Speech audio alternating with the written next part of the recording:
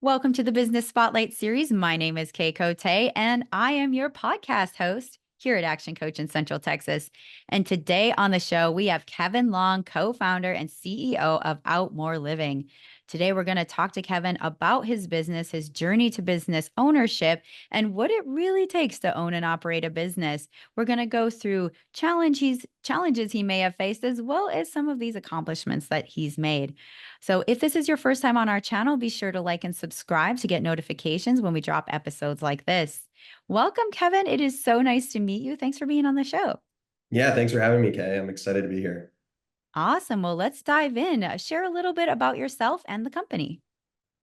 I live in Austin, Texas with my wife and dog. We moved here a little over 3 years ago so that I could pursue my MBA at the University of Texas, as well as so that I could launch my business idea at the time, which has now evolved into Outmore Living. So before moving to Austin, my wife and I met in Minneapolis. We were both working for Target. So a little about Outmore Living. Outmore is an Austin-based outdoor furniture company that is the first brand to use technology to make furniture more comfortable and thus increase the time people spend outdoors. So our first product line, which is available for purchase today, is the world's first outdoor furniture to feature our patent pending heated cushions.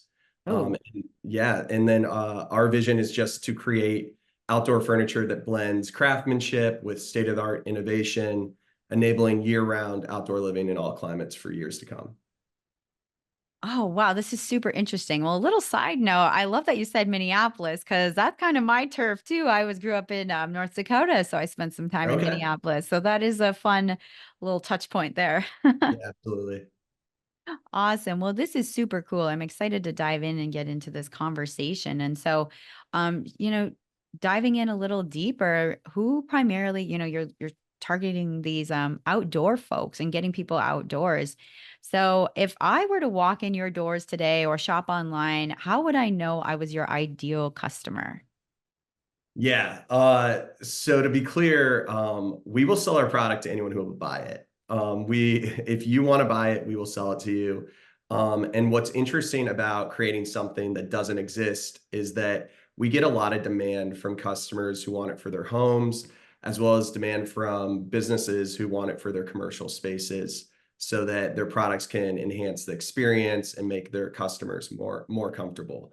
What's been interesting in building, an innovation that doesn't exist for consumers or businesses is getting so much demand and having to figure out where we should focus our team's energy. With that all in mind, our main focus right now is direct to consumer, selling to webs via our website. But we've also signed 5 hotels that will be carrying our product as well. That's been largely through network and just building sales through inbound interest, but direct to consumer is really our bread and butter. Wow, that is super cool. Now, how are you managing this influx of, supply and demand? Like, how's that been for you, and how are you finding solutions for that? Yeah, it's a great question. So on the supply side, manufacturing our product and specifically manufacturing from factories that are all over the world and that, create the best materials and best components that go into our final product. That obviously is a challenge when you come to the supply. It takes a long time to get the product here. We have 3 factories in 3 separate countries. And then on top of that, it takes a long time in product development just to get the right product, so that our customers are always going to have a really high quality product when they purchase it. What we've done there is we manage our inventory in a way that we get the inventory ahead of time, largely to meet that demand when it comes to. But then on the demand front, it's been, somewhat of a challenge. So direct to consumer, we have a marketing team that, partners with us to help us meet that demand and find the customers. But we sell expensive product and it's not for everybody. So finding that right customer takes time, it takes money, and it takes patience. We've had to kind of learn what's the best approach to find them. And Mhm. then on the hotel front, what's been interesting there is it's largely been talking to ownership groups who own boutique hotels or unique outdoor centric properties, and finding partnerships with them, telling them about our product, and largely letting the product sell itself. Oh, definitely. Well, that is a really cool, like how you're doing that, how you're building that out. And, kind of going a little deeper into the marketing, what are some of the marketing pursuits that you're currently doing that or you're finding success in? Yeah, so on the commercial front, it's largely just outbound emails or getting connections through people in the industry. So we don't do any advertising there. It's emailing people. We have a B2B consultant who's very connected in the hospitality industry, who's been introducing us to key players in the space, and that's helped us drive some conversions and get our product into some hotels. Additionally, family and friends, if they have, any introduction into the commercial spaces that could see value in our product, that's been super helpful as well. On the consumer side, it's a little more complex and more hands-on. So, what we've done is we've done a lot of Google and Meta advertising to build brand awareness and convert on some of the traffic that's for going into people searching for, premium outdoor furniture.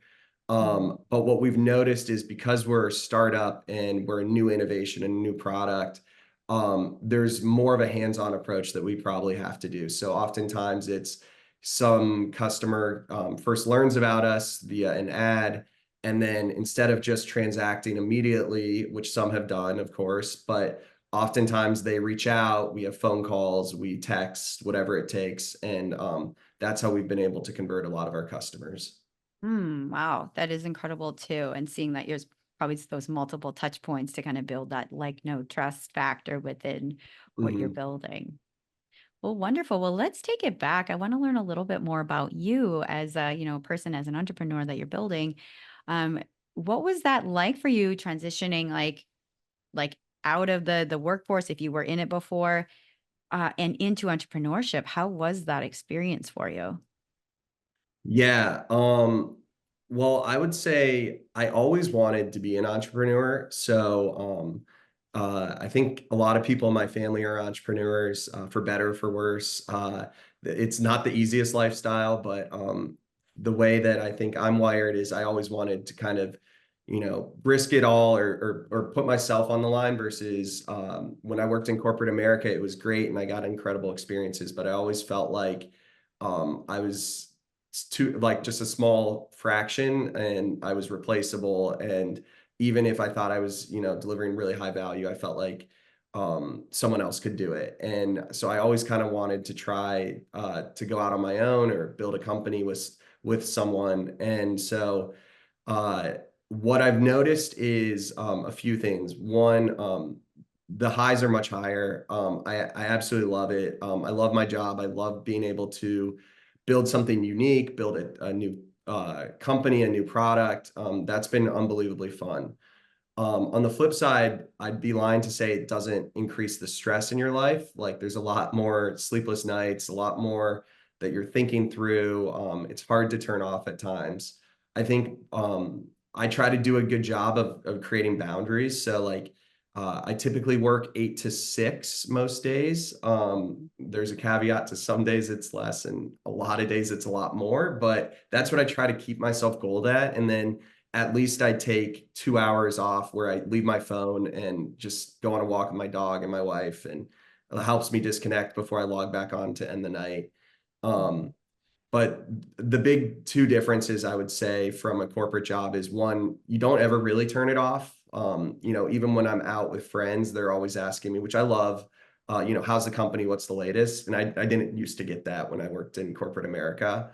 Mhm. Uh, and then weekends oftentimes will turn into work at times. Not the whole weekend, but we'll have an event we're doing that's Saturday and Sunday, or we'll be working just on some strategy thing on the weekends. But Mhm. overall, it's a great decision. I'm glad I did. That's good. That's so cool to hear. Well, thank you for sharing a little bit about your backstory in that transition. So you kind of mentioned about your day to day, your workflow. What's like a typical day to day? I know it's always going to vary as an Mhm. entrepreneur, but what would you say like a typical day to day is regarding working in the business or on the business, or maybe a little bit of both? Yeah, well, I would say no day is the same. And we have a small but great team. So like I really do feel like our team is able to do a lot. And if you hire great people and you work with great people, you can empower them to do what they need to do. And I feel like that's definitely my management approach. But in the same lens, we're a really small company, so there's like nothing I'm not at least somewhat involved in, even if I'm not driving it, like I'm in there in the conversations and helping move it forward. Um, and so that really does create an environment where no day is the same. Like we're currently fundraising a little bit, so that is something I'm doing today. I'm talking to potential customers today. I'm talking to some designers. We have a strategy meeting around our sales and marketing. Mhm. And so every day is different, but I really like that. I'm definitely someone who likes new things and kind of always moving to something different versus doing the day to day. Mhm. And so I enjoy it, but it does create an environment where every day is completely different. Definitely. Well, you touched on the currently fundraising. Can you tell me more about that experience? Are you in like seed funding, or where are you at in that Mhm. process? Yeah, so we're a C corp. So it's obviously my co-founder and I have the bulk majority of the company, but we have raised outside capital from almost 25 investors, including a venture capital firm in Austin. We are just in our seed round, so we're early. We haven't raised like a ridiculous amount by any means, but for the path of where we want to go and what we want to become, I anticipate fundraising will probably be a big part of my job always. Mhm. Um, and so yeah, that's kind of how we're set up. Hmm. And you also mentioned your growing team.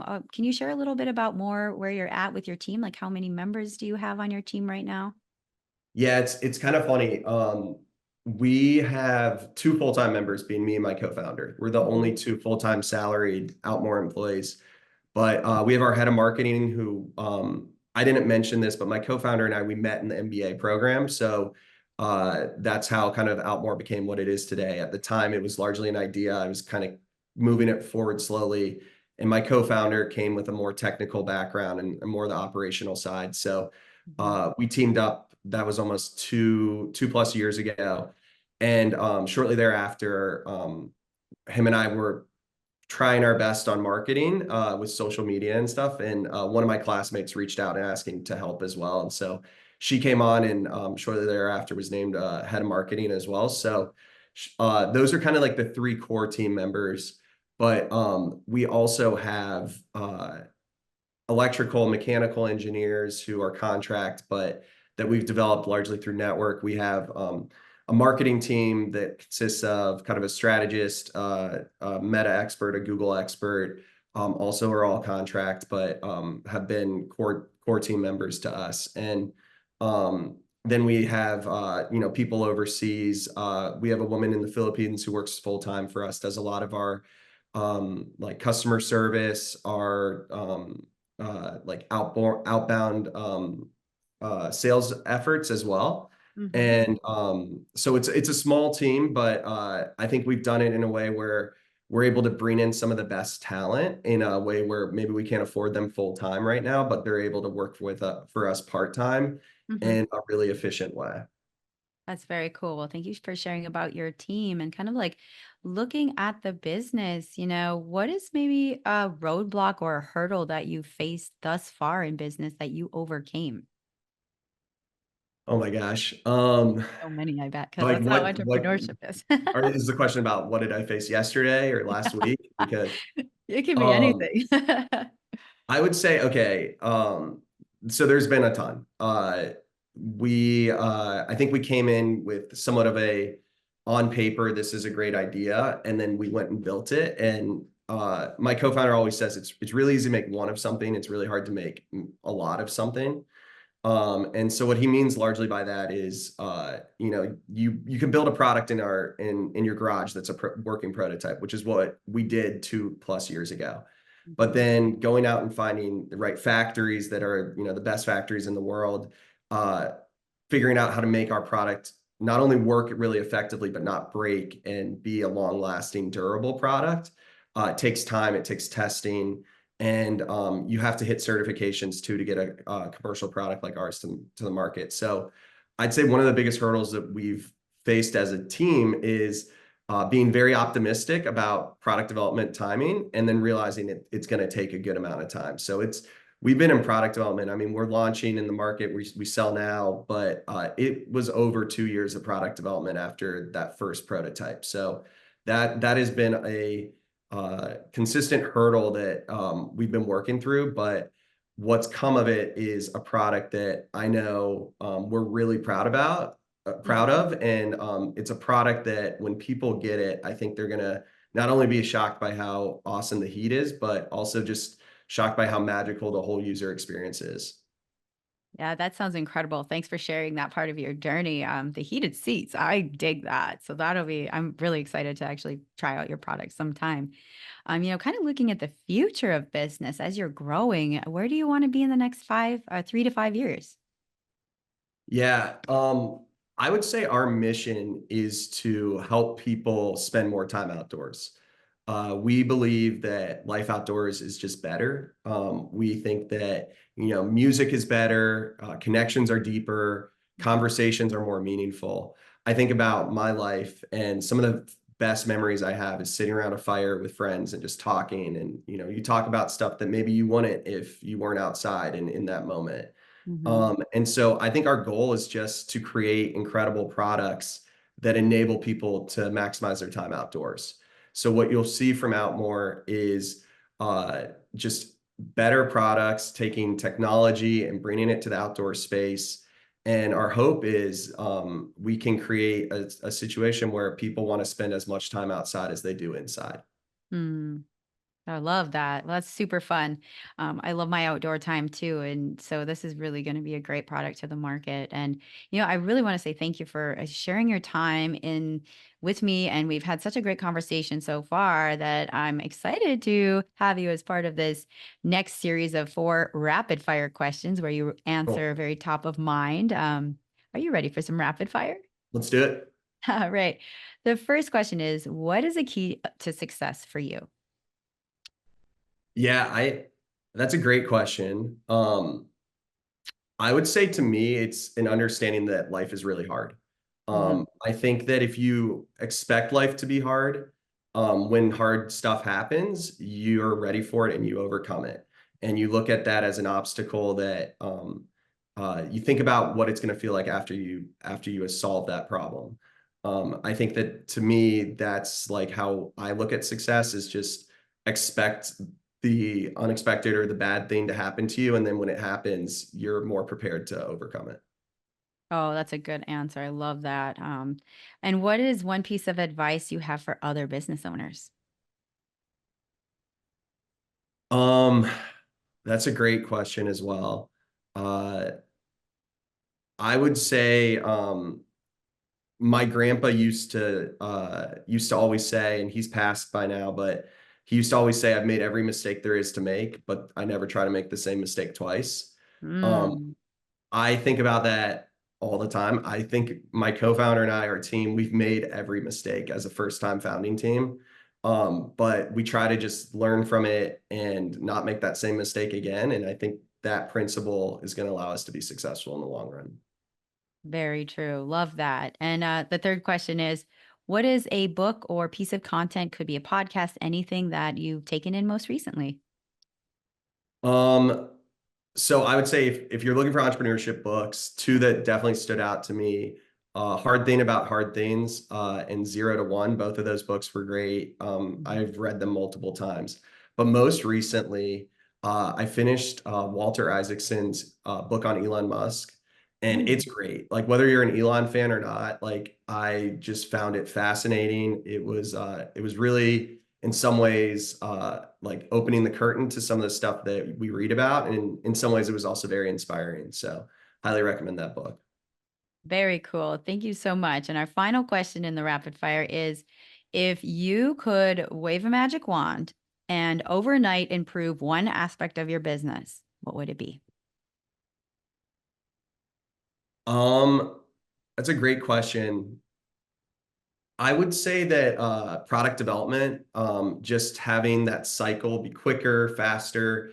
One of the tough parts about hardware is you have all these ideas, and a product like ours, when you talk to people, people are always telling us ways we can make it better or whatnot. And you know them and you want to do them, but it takes a long time. So you have to go through design, build, test, and keep doing that cycle until you get a perfect product that doesn't have any issues. Hmm. And so if I could wave a magic wand, it would be somehow I can move past that whole stage and have an idea and it just comes to market. But that also takes out, I guess, a lot of the moat that we've built of why others can't do this is it's just really hard. True. Touche. Well, thank you for sharing that. Kevin, this has been such a great conversation. Let's plug our listeners into your business. How can people find you online? Yeah, so we are outmoreliving.com. You can also search heated outdoor furniture, and we're really the only option. There's one other. But we also have Instagram, we're on LinkedIn, Twitter, you name it, or I guess it's called X now, but you can find us just by searching outmoreliving.com. Wonderful. Well, our final question of today, Kevin, what is most inspiring to you today? I'm inspired by, you know, having the privilege of getting to build a company that came out of an idea. I my whole life wanted to be an entrepreneur, had no idea how to do it, and then I just started coming when I moved to Austin and started attending the University of Texas's MBA program. I started to kind of get the confidence and the skill set needed to build a company. And so um, I really feel privileged to, be able to go after something I've always wanted to do, to build a team, build a new way of doing something and to help people, just spend more time outside. So I think I have plenty of stuff that inspires me, but I think the biggest thing is that this has always been a dream of mine, and I feel very lucky to be able to go after it. Wow. Well, that inspires me, and that's definitely going to inspire the listeners. Thank you all for tuning into this. And remember to definitely like and subscribe to get notifications when we drop episodes like this. And Kevin, thanks again for being on the show today. Yeah, thanks, Kay. This was great.